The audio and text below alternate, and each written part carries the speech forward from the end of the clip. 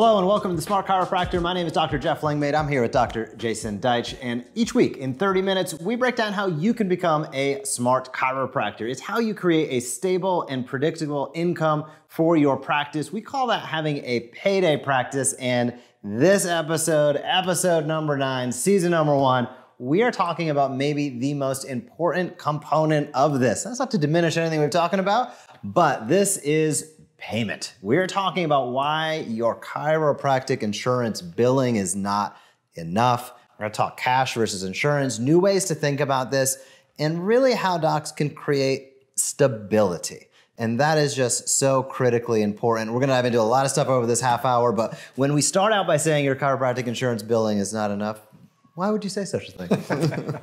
Because it's not. Listen, if we break down sort of let's put our business hats on, right? This is not our chiropractor loving, giving, serving hat as much as it is. Let's just talk some numbers, finances, and common sense. There's roughly about 1% of the population who's actively searching for a chiropractor right now because they're in pain. That leaves 99% of the population that is not in a chiropractor's office right now. Okay, now they say maybe 10%, I've seen up to 15% goes each year, right? But that's not the same thing as right here, right now. So whichever number you want to use, let's just agree that the vast majority of people are not in chiropractors' offices. And then the question becomes, well, why is that? Is it that so we haven't done a good enough job explaining it to them? Maybe. Is it because we're not on everybody's insurance program? Maybe. Why would it be? And I'm of the belief that it's a combination of a lot of these different things. The things we can sort of dissect and look at are, one, most practices do not appeal to, whether you want to call it the 99% of people that aren't actively in pain, the 85% of people that don't go once a year. Why aren't they going? And my belief is that we, as a profession, and more specifically, each of our practices, tend to proliferate the old model. What I mean by that is most chiropractors have learned to take the path of least financial resistance. So what that typically means is people expect, if I'm hurt, I see a chiropractor, my insurance covers it because I expect my health insurance to cover the things related to my health. If chiropractors think they're taking the path of least financial resistance by appealing to that one market, and thousands, if not tens of thousands of chiropractors are competing for that one market, we're missing out on the biggest opportunity possible. And it's not just a business idea, it's the right idea because we have a service and a philosophy that appeals to everybody with a spine who's living. So what does that really mean? It means that there's a majority of people these days that are either uninsured or underinsured. Do they not deserve chiropractic care too? Do we have messaging and business models that would appeal to that marketplace? And I guess the test would be, if I called your chiropractic practice and I said, I feel terrific, I don't have any symptoms, I'm interested in proactive care, what would it cost me to come on into your practice? I'm going to guess that a lot of people at the front desk who are answering that phone would pause and not even really know exactly sort of what to say. And I think that's a problem. The second problem, if you did have a good response, they said, oh, your initial exam is X and your adjustment is Y, then the question becomes, are you presenting the ability, the opportunity? Do you have a business model? Do you have a payment model that supports the care you recommend they receive on a regular basis? And typically what that means is some way to build a routine around their care, as opposed to what, again, many chiropractors do, either intentionally or unintentionally and illegally. Intentionally, I mean, there are practices that, for whatever their reasons are, say, I want to have a low volume, high fee practice. Insurance covers X, or I believe I'm worth X, and they have, in many cases, a low volume, high fee practice, And that math works fine for them. No problem. If that works for you, that's great. But for those chiropractors that have set their fees based on what insurance would pay, they either do one of two things, I'm going to say erroneously. They either set their fee there, and therefore people who are not suffering, who are underinsured or not insured, don't yet see the value of their care. They're oftentimes priced out of the market. And if they're not priced out of the market for one person, they're often priced out of the market for their family, right? So if you're 70, 80 bucks a visit, it's not unreasonable in certain cases. But if you want me to bring my family of 4 several times a week, now you've priced me out of the market. So if you've set your fees to basically, either what the insurance company will pay or because you expect to have that kind of model, you're missing out on the bigger opportunity. So what's the solution? The solution is to basically have a message and a fee structure for those people that are insured, servicing your normal patient base. But it's also to potentially consider the opportunity of what would happen if a percentage of that 99% or 85%, whichever math you want to use, what if they had an opportunity to come in at a reasonable fee? And not just come in when it hurts, but came in proactively because they actually understood the value, not just of an adjustment, but of coming in to get what I would almost rename a tune-in and tune-up each month. So you may go to somebody, do you think it'd be a good idea to get a chiropractic adjustment each month? And they'd go, well, why would I need that if I'm not in pain? But if I ask the question, do you think it'd be a good idea to check with a professional and tune in to what's going on in your body, and if necessary, tune up your body so it's working optimally? I think there's a majority of people who would go, well, that's interesting. Nobody's actually even offered me that proposition before. But I get my car tuned up. I get my musical instruments tuned up. It kind of sounds pretty interesting. How would you tune me up? What are you talking about? That opens up a different conversation to a different market, and then to be able to have a fee structure that makes it affordable to allow those people to come in on an ongoing basis, typically through some sort of membership. That, I believe, is really the future of expanding practice, and I'll even say diversifying your practice. There are plenty of experiences of people you and I both know that had really successful insurance-based practices, and wouldn't you know it, an insurance policy changes or gets sold or laws change, and all of a sudden they go from super successful down to, we're not getting reimbursed for this anymore. Uh-oh, what do we do now? So whether it's because you want to be more generous to serve more people because it's the right thing to do, or whether you want to be strategic and smart and protect yourself from the next time there is insurance changes, or even we can go so far and extrapolate out to the next time there's a pandemic and you're not able to physically be there. There's just new ways doctors must be thinking about setting up their business model that's going to, we've talked about sustainable, predictable revenue every month, regardless of what happens. Now, I know you can't deliver an adjustment over the internet yet. I don't know if you ever will. Yeah.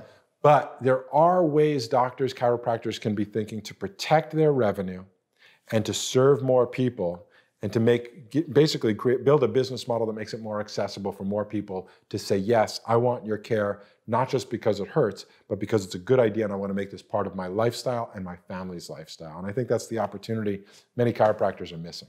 Well, there's two things that come to mind, and one is, it's like, you have a chiropractic business problem. If you change what you're doing, and this just happens, if you change what you're doing based upon the reimbursement, right? This reimburses well, we're going to really push that this month, right? That is inherently a flawed practice because you're always going to be playing catch up. It's going to come back and bite you eventually, right? So it's an indicator. You can probably, quote unquote, game the system for a while. Many people do. Most do. But it's very unlikely that you're going to ride out into the sunset doing that without having some major problems. The second thing that comes to mind is really, I'll kind of juxtaposition this to, being able to offer, we've touched on this on previous episodes, being able to offer what you're passionate about. So, I always think back to an instructor I had in chiropractic school that used to just say, I think getting a crunch every now and again is a good idea. So unrefined way to put that. But it really can go a bunch of different ways. I think about a practice in Ohio that I'm very familiar with. It treats a lot of NFL athletes. And a lot of the athletes, they have strength, they have medical personnel, they have all the people in the world for pain relief, but this practice works with them on proprioceptive type things. They work with them with things that are really actually interestingly in the wheelhouse of what we can do as a chiropractor. Now, you might not choose to do this as a chiropractor, that's okay. But to open up the opportunities from a membership perspective, they take care of a variety of CrossFit athletes, NFL athletes, and it doesn't, and their prices actually, I'm suggesting, are low. So, it doesn't mean that they're charging they take care of special populations. No, there's a variety of individuals who want to be coached on movement assessments, want to be coached on biomechanics, want to get a crunch every now and again, have an adjustment, go through the process of what you can offer. And we talked about it on an earlier episode. Maybe you're into nutrition and functional medicine. That's not a set it and forget it. That's you're going to see what's up. You might be, whether you're doing blood work or however you're doing the testing, you're going to analyze, baseline, establish, and adjust as time goes on. No pun intended, right? So regardless of where your passion resides, it very well, we can, time marches on, so things are going to come up. It doesn't have to be a catastrophic event. Insurances are built on the catastrophic events. Too many docs, and you're I'll say it a different way, get into trouble because they're trying to fit the square peg in the round hole. They would, they're kind of doing, the pain relief, but then, there's an awkward, we can't transition to maintenance or wellness very well. We're losing, and these are just, it doesn't mean you have to throw the baby out with the bathwater, as I say, and only do one. There are very successful ways to do both, but you have to set it up in a way that actually makes sense. Spoiler, whoa, a way that makes sense. and I think that's where we can go and explore, because that is the challenge, I think, for a lot of docs. They get it, they like the idea, and maybe even some start to think about, here's what I can offer. But they feel like they're too deeply rooted in the insurance and that it's a risk, or they don't know how to transition or convert or discuss what's next. I think of this as breaking the 4-minute mile, and nobody did it until they saw it could be done. Let me get right to the biggest pain point of this conversation, which is, why is your chiropractic billing enough? If your chiropractic billing is focused on insurance, then you are likely addicted to needing new patients, okay? And I say that because if you're like most chiropractic practices, the worst day of the month is which day? First day. First day of the month, right? You could have just had a record month, your best month ever. Oh my God, high fives, pizza parties, the whole thing, right? Everybody got their bonuses more than ever. And the first day of the month comes along. What happens? Start at zero. Back to zero. Now, we've all been there, and it's stressful. And when you're practicing from a state of stress, you are practicing differently than when you're practicing from a state of not even abundance, but at least non-stress, right? And I define non-stress to some degree as, if I asked you the question, and this is why we call it the payday practice, if I asked you the question, how much money do you need to make this month to not feel stressed out? You could come up with a number. You go, okay, let me calculate all of my recurring monthly expenses. And if I could get a paycheck to cover my recurring monthly expenses, I could pause, I could breathe, I could think clearly, and I could actually make choices out of my freedom, not my desperation. And so nobody's saying you shouldn't do whatever's working and doing well for you right now, but if you are frustrated with every single month going, oh my goodness, the first again, back to zero, then there's a solution for that. And that's really that's why I open up to this new marketplace, because the solution to that is to ask yourself, okay, what's the number? Right? What's your payday number? We actually call it your MVMI, financial freedom formula. Your MVMI is your minimum viable monthly income. Not what's your financial dream, but what's the least amount of money you absolutely must make this month to not stress out. You pick that number. Then you can say, okay, how much is my office fee, right? And if you divided your office fee into that number, that would give you a starting point to say, okay, for example, if I need $15,000 a month and my office visit's $50, I think that's 300 people. Does that sound about right? Okay. So if I could get 300 people to say, I will come in at least one time per month, go ahead and process my credit card on the first of the month so that I am able to come in at least once a month. And because I've made that agreement with you, I can receive additional care if you think I need it or I think I want it at a discounted fee. You've built and opened up a new opportunity for the non-insured and underinsured to actually have not just access under crisis care, but access on an ongoing basis. That builds your relationship. That means that these people are not going, doesn't really hurt $50 worth, I'll wait till next month. Doesn't mean that they're gonna say, I'm a little embarrassed to go back to that other chiropractor. I smelled a little bit the last time I went. I'm gonna find a new one, right? You're giving people an opportunity to basically have an ongoing relationship with you for the minimal amount of care that you feel is appropriate. I'm gonna suggest that might be a minimum of once per month. That doesn't mean you're getting adjusted every month. That's why I'm changing the name or suggesting people come up with a name, that you're tuning in. What does tune in mean? Most people do not know how to tune into themselves. And the reason we know that is because most people live in pain.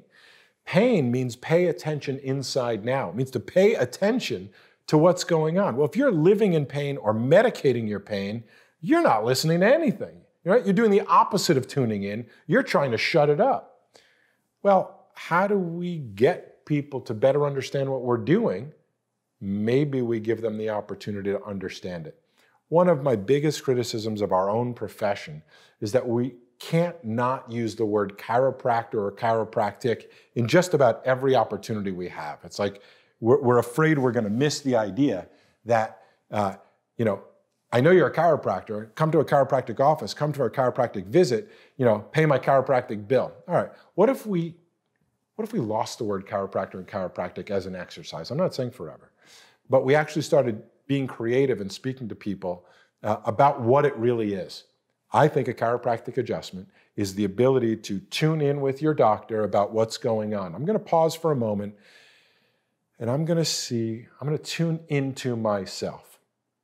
Now, this may sound crazy to some people, but I would make the argument that there is value in teaching people just the tune in part. Like if all you could do, even for $50 a month, was encourage people to once a month take 5 minutes to tune into themselves and develop that habit, I'd say that that's extremely valuable. Add to the tune in a tune-up, which of course would be a neurological, make your adjustment, tuning up the body. Tuning in and tuning up is one of the most valuable things you can teach people. Now, chiropractors again go, yeah, but they might need 3 times a week. Yeah, but what if they have insurance? Yeah, but what about my normal care plans? We are making a distinction that there are those people that need crisis care, and that's the 1%. But there is about 99% of the public that proactively, underinsured, non-insured, and non-symptomatic, that doesn't fit in that crisis care insurance door.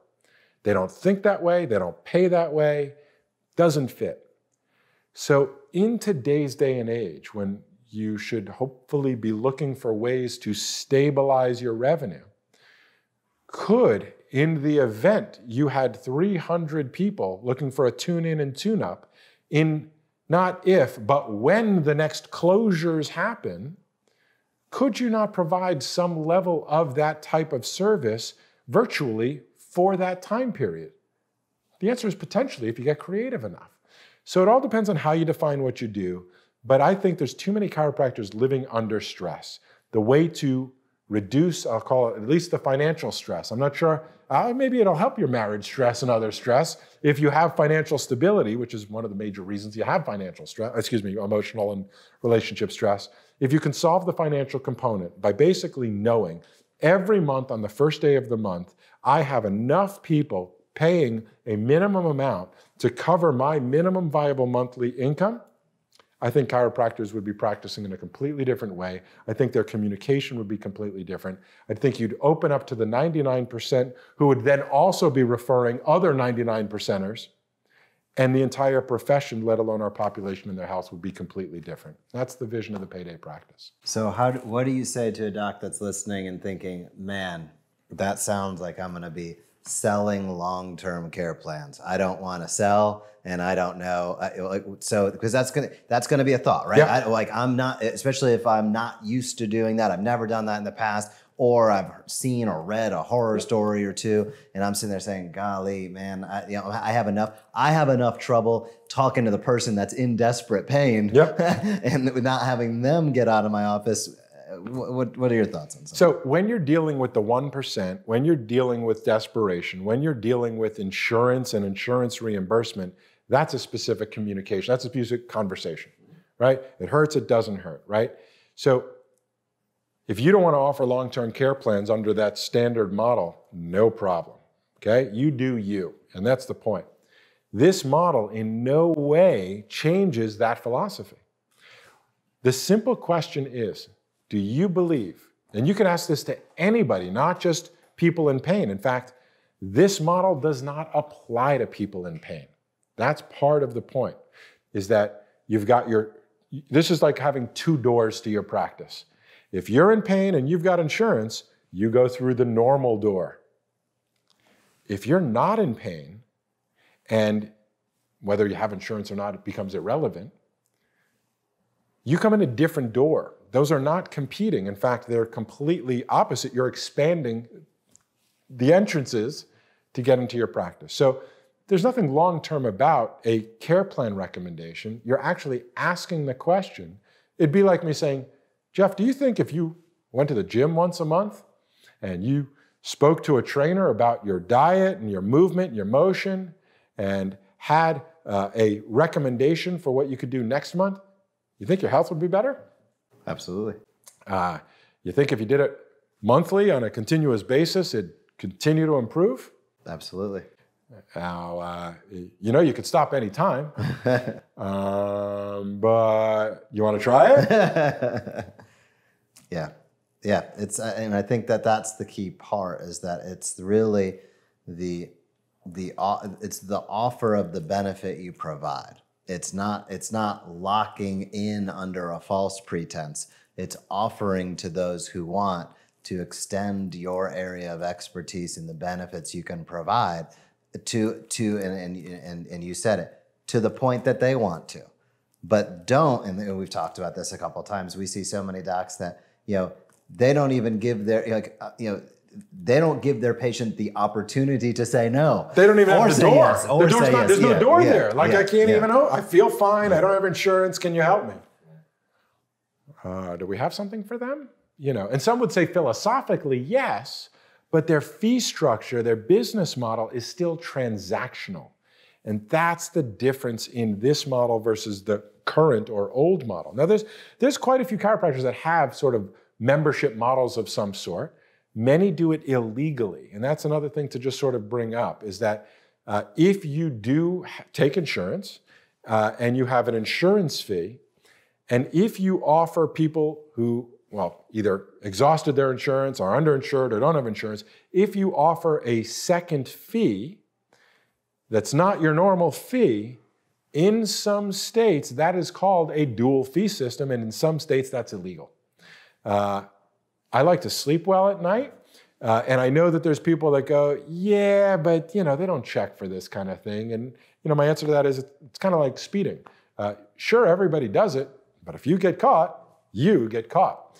And all it takes is one disgruntled patient or employee out of the thousands you've taken care of to, lodge a complaint, and all of a sudden, well, let's look under the covers as what's going on.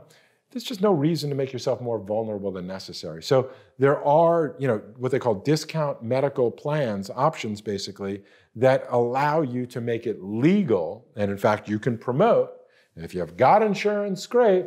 If you're underinsured or uninsured, we got a program for you. And that's what we're teaching is, how do you really build stable income so the first of the month is payday, not, oh, F day, I can't believe we got to start from scratch. And the momentum that's built up from asymptomatic people referring asymptomatic people is a lot bigger of an audience than, are you in pain? You're not in pain? Oh, but my insurance said I have to go here. My employer said I have to go there. I'm going to try the drugs. It's just a much smaller market that everyone's competing for. The last part, I guess, about it is, and you sort of just to tie it all together, is there are lots of chiropractors that, offer more than just adjusting. And I'm not saying adjusting's not enough to offer whatsoever. It absolutely is. But it's not hard to think about the fact that there are causes of subluxation. There are reasons, lifestyle reasons, that people get themselves in trouble that would actually be philosophically congruent if you're that kind of chiropractor, or be professionally congruent if you've got specialties in other areas or passions in other areas, to make it simple and easy for people to purchase those services on an ongoing basis. And, I guess I'll sort of, as we, close up, the new insurance policy, as of this recording, we're dealing with a lot of uncertainty in the world.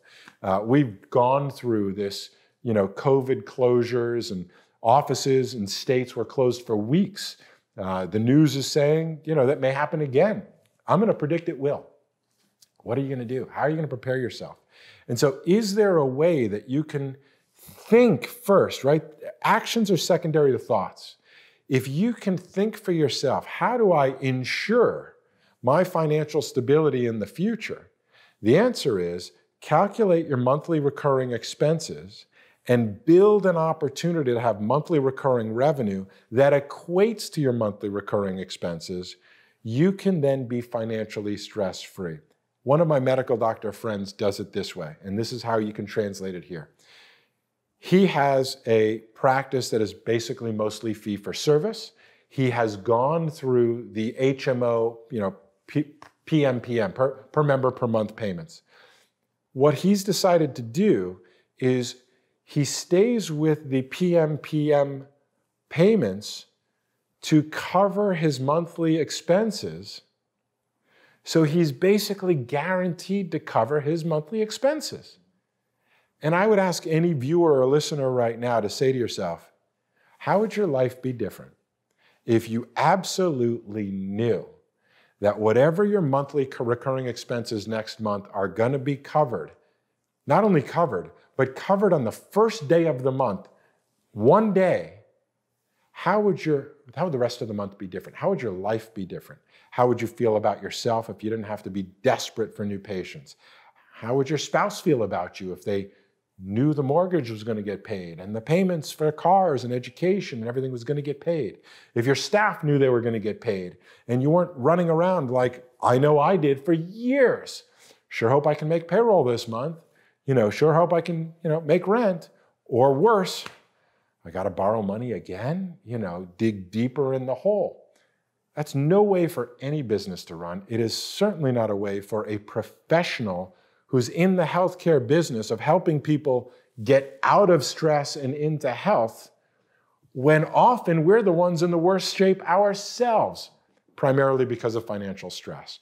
And most of it has to do with us applying an old business model in a new world focused on a small market that's extremely competitive. And I say competitive not just with chiropractors.